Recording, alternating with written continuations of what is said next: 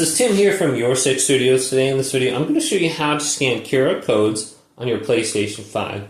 So if we go up to our name and then we go to Switch User, we can easily scan a QR code. So I'm just going to go over to Add User and get started real quick.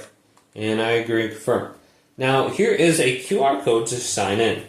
We want to go over to the PlayStation app on our phone. So go to the Google Play Store right here, and then get this PlayStation app, sign in with your email address and password. Now, in the top right, there's going to be an option for settings. Go to settings. Scroll on down to console management. Here's the option to scan QR code. Tap this. Go over the QR code, and it's going to ask you, do you want to log in? Go to approve.